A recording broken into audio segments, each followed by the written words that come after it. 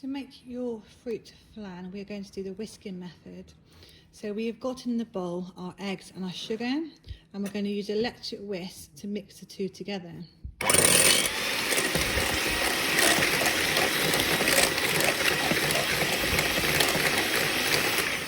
Now in my bowl I have the sugar and the eggs, and I'm going to beat these together.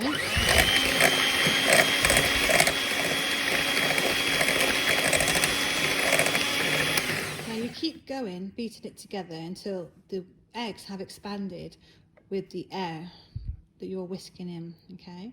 And you keep doing this. It doesn't contain any fat in this recipe because it's called a fatless sponge. You just literally got the sugar and the eggs at this point. And you keep whisking, you'll see lots and lots of bubbles developing. And you keep going until you're able to find it's thick and it's expanded. And then there'll be a little test that I'll show you shortly what to do.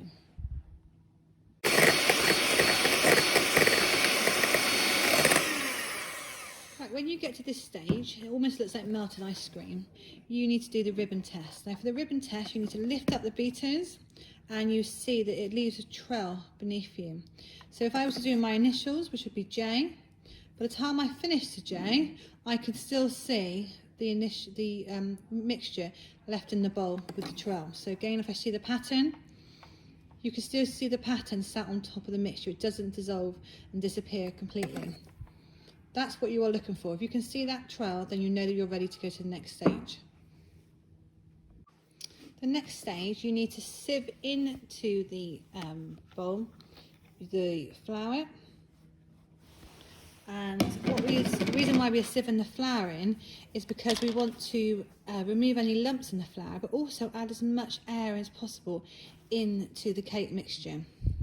Now you can either use a metal spoon or a plastic spatula for this stage, but we are not using electric whisk anymore.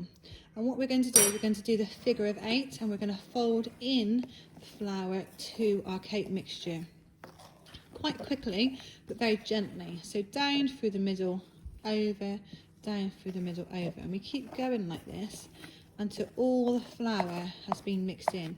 Being really careful not to beat the mixture because we don't want to knock all that lovely air out that we've put into our cake mixture already.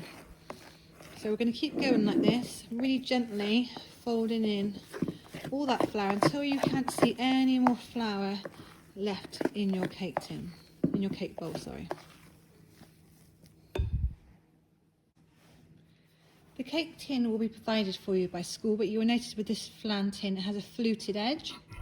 It also has a raised bit in the middle, so that's for the section when we tip it out, you'll put your fruit and your quick gel in. We've also got a greaseproof paper in the middle to help stop it sticking. So we're going to pour the cake mixture into the tin. Make sure you scrape all the bits out of the bowl, you don't want to leave anything behind.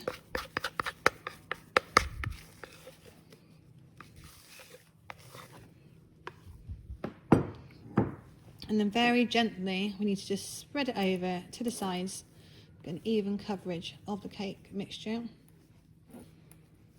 Please don't bang the tin at this point, because if you bang the tin to spread it over, it will knock all the air out. So that now needs to go into the oven, and that will literally take about 10 minutes in the oven to bake.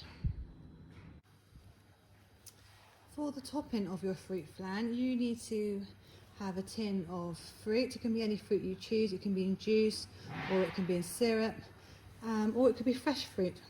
If it's a tin fruit, you need to pour it through a sieve into a jug.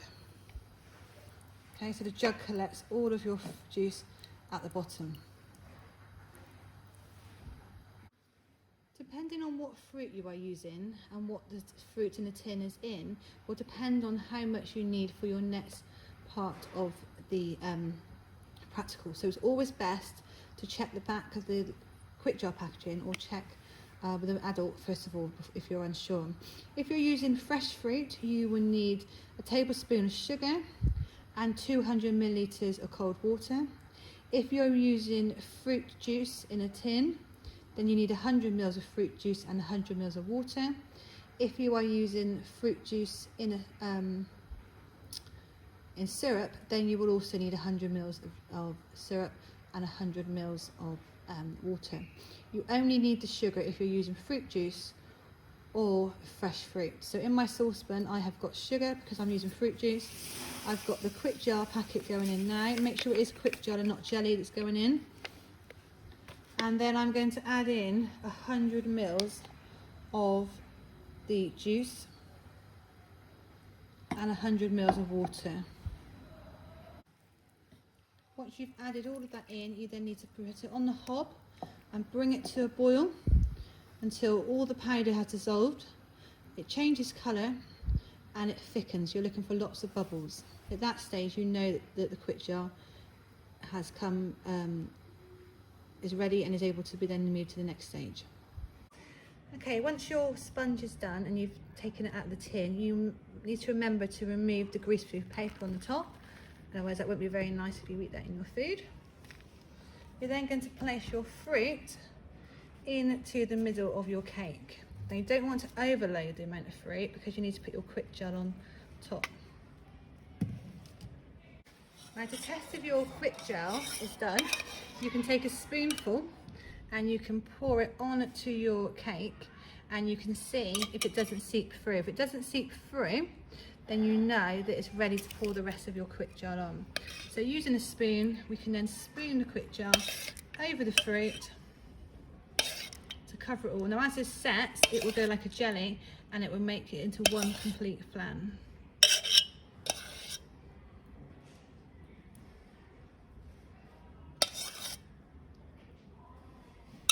And there you go, you have your fruit flan.